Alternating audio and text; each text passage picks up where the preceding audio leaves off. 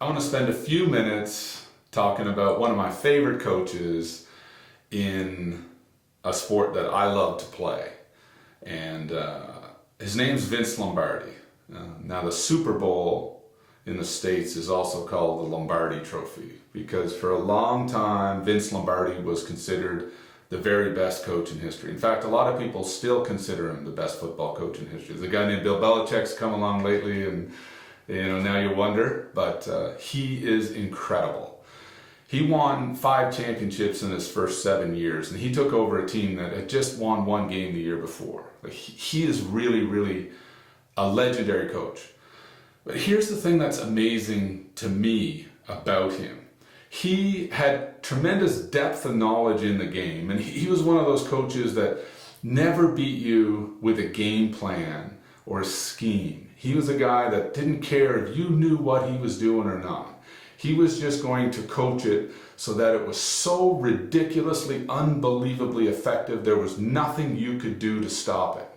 So if you're going to coach that way, you have to be an incredible motivator. You think about it, you're asking your players to do the same things over and over and over. You're not deceiving anybody, you're not tricking anybody. You're just doing it through this sheer commitment to excellence and this desire to do things perfectly. So what was cool about Lombardi is that the way he was able to accomplish this was that his thinking was so structured around excellence and commitment and belief that there are literally dozens and dozens of quotes attributed to him that have been used in sport and business and leadership for decades. I'm going to read a few of them here. These are the things this guy would say off the cuff. This was just part of how he thought and how he led. Belief. We would accomplish many more things if we did not think of them as impossible. He was huge on belief. Faith and discipline. It's easy to have faith and discipline when you're a winner, when you're number one. What you've got to have is faith and discipline when you're not a winner. Again, he took a 1-win team and led them to a championship. He's just all about how you thought, what you believed. Honesty. I never tell my players anything I don't absolutely believe myself.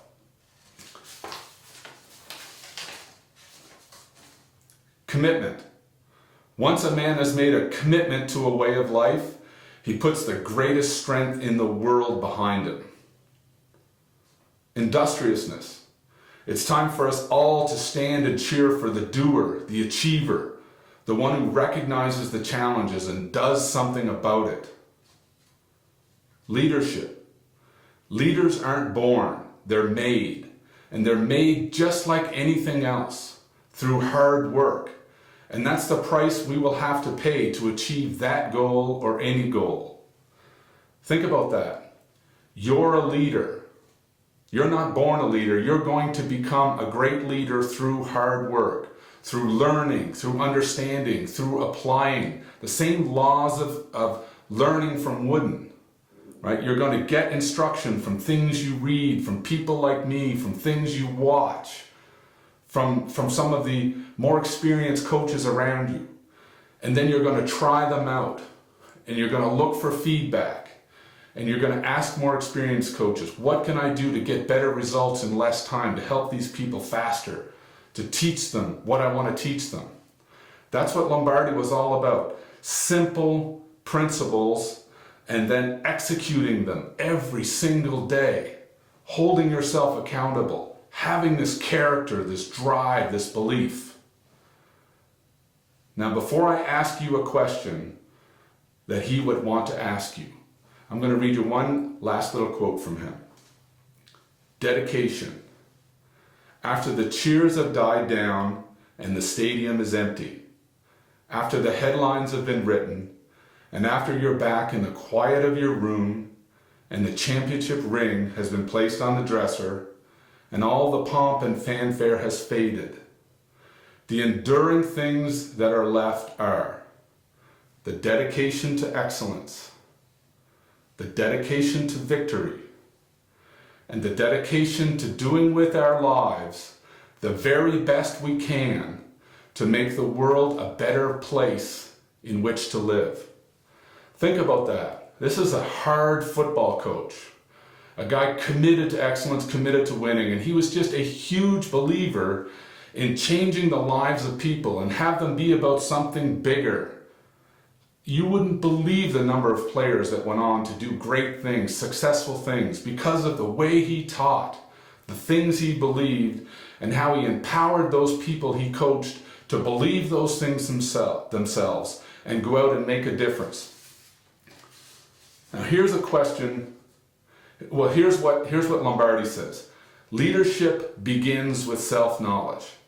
Now, if you're a coach or you're getting into coaching, it's about self-knowledge. It's about what you know about yourself. So here's some questions I put together that I want you to ask yourself, because this is what you're trying to learn about yourself as you try to become a great coach. How well do I do at this? How well do I inspire others to believe in themselves? Because if they don't believe in themselves, they're never going to persevere. They're never going to push through all the hard times and difficulty and adversities that come with trying to achieve anything.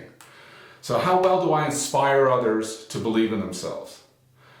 How well, this is the second thing, how well do I motivate them to action? So it's one thing to inspire them, it's another thing to motivate them to get to work today. How well do I understand how skills are developed? I have to know how to do things before I can teach them, because it's all about efficiency.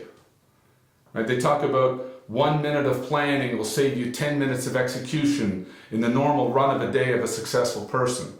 Well, as a coach, you're talking 1 minute of learning, 1 minute of extra knowledge could save your players years of bad habits and stuff they have to change because you didn't understand what you were doing. How well do I understand how to teach my sport? So it's one thing to understand how skills are developed, how the brain works, how the brain affects the body, that sort of thing. It's another thing to understand how to teach your sport on a technical level, on a tactical level, and on a strategic level. And the last thing is, how well do I commit to continuous learning? Because that's going to be the key to your future as a coach and a leader. What are you reading?